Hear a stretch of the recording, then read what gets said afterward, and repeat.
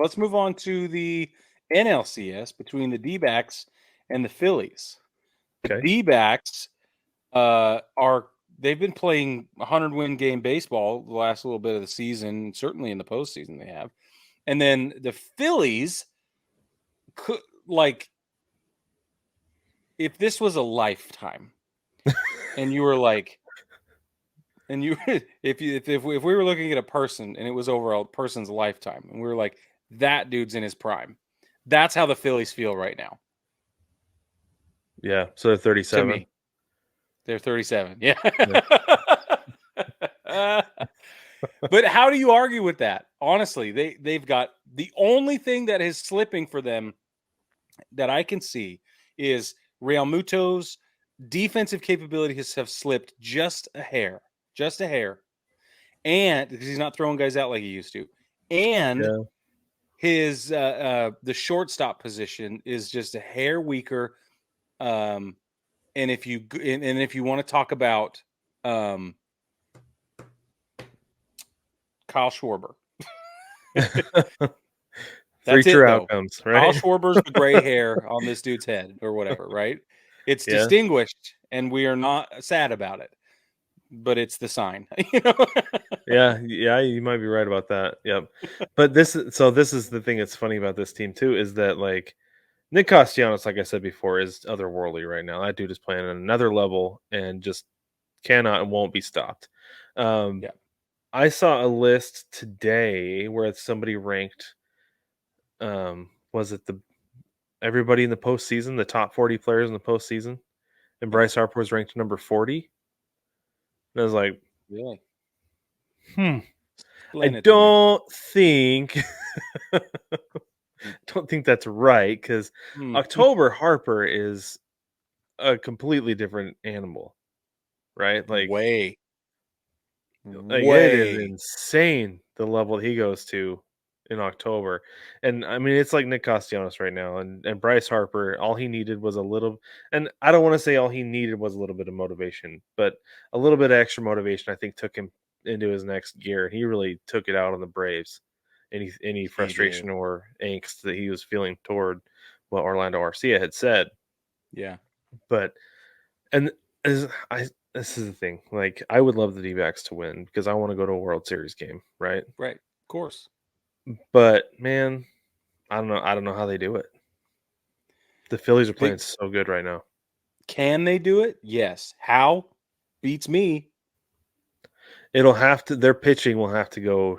We'll have to find another gear because Zach Gallen is really good and is going to finish probably in the top. I think he'll probably finish top 5 in the Cy Young voting, right? Yeah. If he doesn't win it, because he had a great year. He had a great year, and he's having a great postseason. He is, but he has his moments where it's frightening, and you're like, yeah, if he can't do it, who is? Merrill Kelly maybe, but I don't know. Yeah.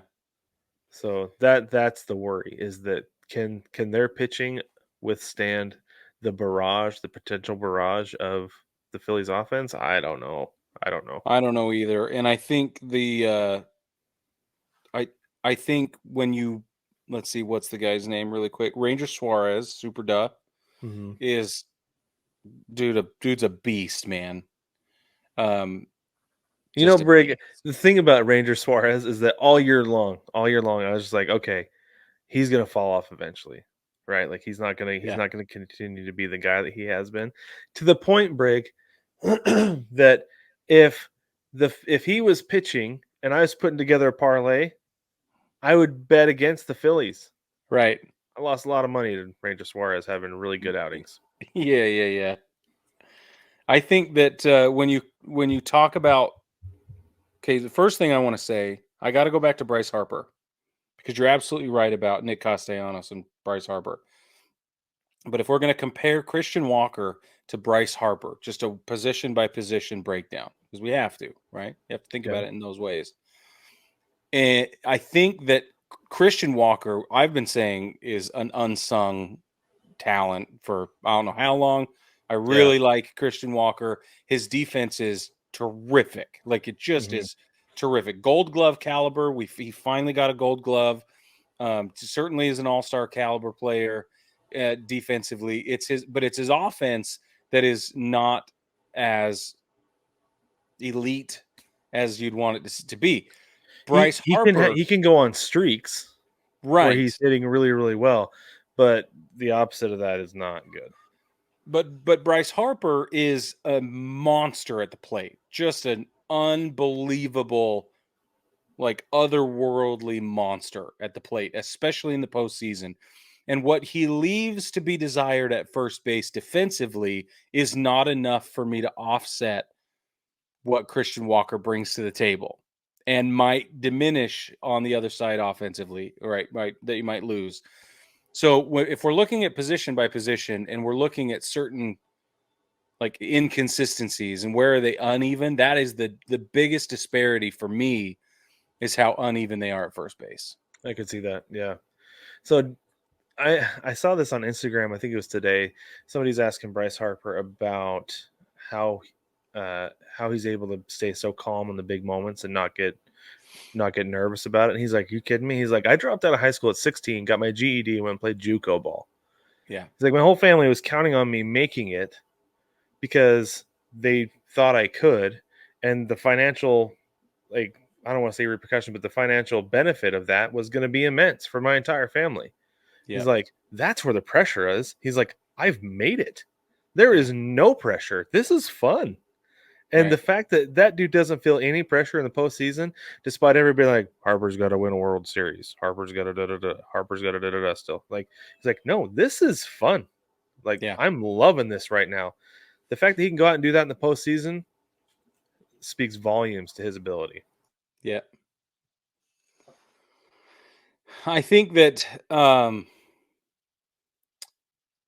we have to address Kyle Schwarber a little bit, because I think Brandon Marsh does a good job in left field, and Kyle Schwarber does an okay job in left field. And at the plate is where things start to get really funny. So it is interesting because I would obviously I would way rather have Brandon Marsh in left field. Way. So much faster, so much better defensively. Um, but this is the thing. It's like, what's the situation with the two, right? Right. Offensively. Like, do you have two guys on? You need a 3-run home run to tie the game in the ninth? Give me Schwarber, right? Because there's a good If chance you it's can going to afford happen. if you can afford the strikeout opportunity or possibility. Yeah, yeah. Because on the other hand, like, I wouldn't be surprised if Marsh ripped one into the gap and Into the gap. two of those guys scored and he's standing on second by the time things are done. Or Marsh advances the runner from first to third in that situation, and then it's with the same bloop single, right, into the gap, Mm-hmm. and then steals second base to take away the double play opportunity. Yeah. So are you I could saying see that. you would rather have Marsh over Schwarber, like I all th- around, all together? I think so, and I'll bet you he starts most of these games. You just watch. I'll bet So, you that well, they so start I Brandon could see Marsh. Schwarber being the DH, right? So who do you Yeah. DH if you don't have Schwarber DHing? Because Uh, that I think that's the solution. you're Because you right. want to have Schwarber in the lineup still, You right? do. You absolutely do. That's a good question. Because they have to have somebody. Who would Mm-hmm. it be? Instead of Schwarber, I think that's just your guy. That's who you It's have as got a to be DH him. position. Especially if you really want Marsh's defense, and you want to keep that consistent, then the only place for Schwarber is DH. And you're right, you have to have him in the lineup. Yeah, And I don't think Schwarber is a defensive liability. That's not what I'm saying. But he is a lesser defender than Brandon right. Marsh. Yeah, It's yeah, a semantic difference, but I feel like it's an important one. yeah. Because even like Schwarber is listed on the lineup just as DH. He's not even listed as an outfielder anymore. Okay. Well, see, there So you go. yeah. Yeah. No, it's interesting though because I don't want to get too much into it right now, but like next year when Reese Hoskins gets back is when it's going to get fascinating with that team. Ooh, yeah. No matter what happens this postseason, it's going to get really interesting when Reese Hoskins gets back. I agree. So One last thing, position by position. I was reading up an article somewhere. I think it's MLB that did it. and they were talking about Gabriel Moreno behind the plate for the D-backs versus Nick Costa or JT Realmuto. And it was a really interesting side-by-side comparison because they are not necessarily evenly split or evenly. They don't keep. How do I say this? They're not. It's not a one-to-one matchup. That's what I mean. If you look at Okay. stat by stat, it's not one-to-one, but it feels one-to-one when you're watching them manage a game and when you're watching them even at the plate. Mm-hmm. Even at the plate, Moreno does a great job, and he's so young. Mm-hmm. So it's fascinating, man. It is fascinating, and you almost have to default give it to Real Muto, right? Because For experience. he's got the experience, Yeah, got the postseason experience. He's been quote unquote QB1 for the Phillies for a couple years now, right? totally. He's super Totally. familiar with that pitching staff, and I'm not saying Moreno isn't because I know how spring training works, right? Like he knows Right. those guys, knows them well. Of course. Yeah. But the thing is, though, is that what we've seen from Moreno so far in the postseason, um, like Corbin Carroll has been Jeremy Pena level, but Moreno's not far behind. Agreed. He's been really, really great this Yeah. postseason, and the D-backs have needed every little bit of it. Every And bit. I wouldn't be surprised if he kind of came out and surprised some people in the NLCS. That's what I'm seeing. It's all going to come down to whether or not his hand is going to be okay.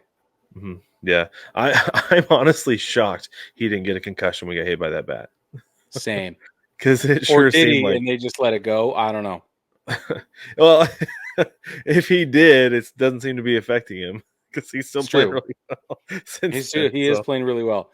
But so if you were going to lose anybody, and this is part of why I bring this up, if your lineup was going to lose anybody and it being having a dramatic influence, Corbin Carroll is the obvious choice for the D-backs, but I think Gabriel Moreno is another one of those right up their choices. yeah, I agree. Cattell Marte apparently was built for the postseason. Didn't know that because he's Suddenly, never we had all an know that. opportunity. Yeah, yeah, I think he's another guy Yeah. because he's so funny. It's like he was really good. Like he was an all-star 1 year. It's like, yeah, Cattell Marte's really good, but then it's like, but where has he been since then? Yeah. Hurt quite a bit. But then he comes Lots. into the postseason and finds this second gear. It's like, this is the guy we've been thinking we're supposed to be seeing. Yeah. And he's been insane, like He's insane. so good.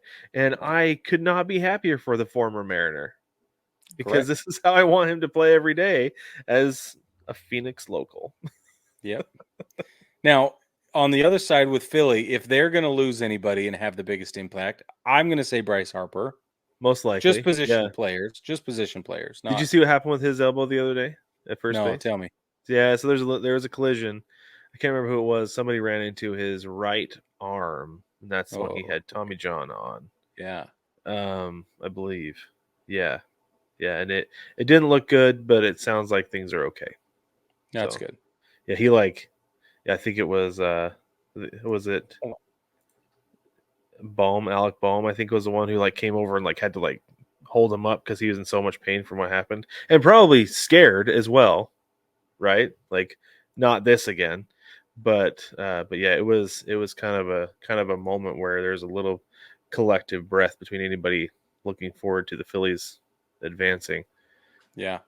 Like, I don't want to just say Phillies fans because I was holding my breath when it happened. Oh, yeah. I agree with that. But I agree with that.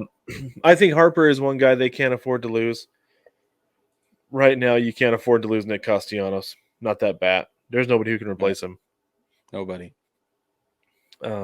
What about let's play this game with the ALCS, Brig. Who do you think? Yeah, I was just Who do thinking you that. think Let's do the that. Rangers can't afford to go without? Corey Seager. If the Rangers lose Corey Seager or Jonah Heim, it is over. It is over. Yeah, I think if they lose Corey Seager, it's over. I agree. That dude, That's the first name. that dude right there.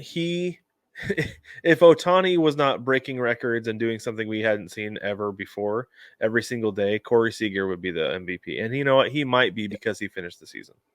There you go. And then Yeah, as far as Houston what about though? the Astros? What about the Yeah. Astros? That's interesting.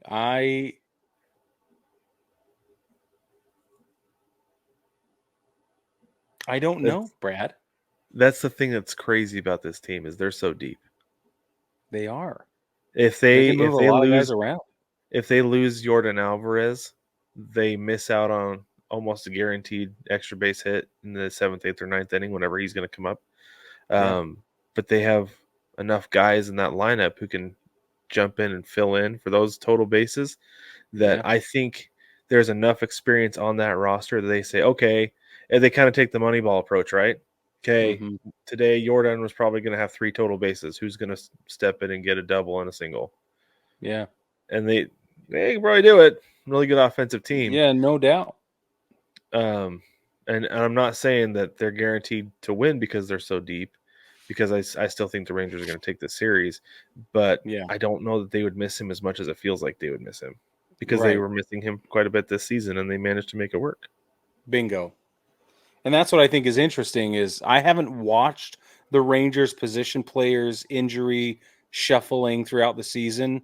Watch the pitcher shuffle, obviously, but Hmm. the position Haven't players really had shuffle. to. Haven't really had to. It doesn't feel like.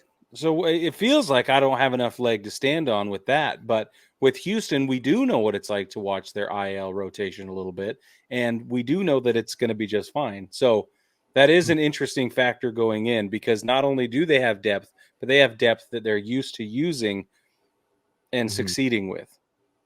Yeah. Now, God forbid anybody gets hurt. We're not asking for that. Right. We're not hoping Right. for that. This is But not one of those things we're predicting. Let's just go yeah. ahead and toss one up really Yeah. There quick we go. Yeah. because that's not what we want.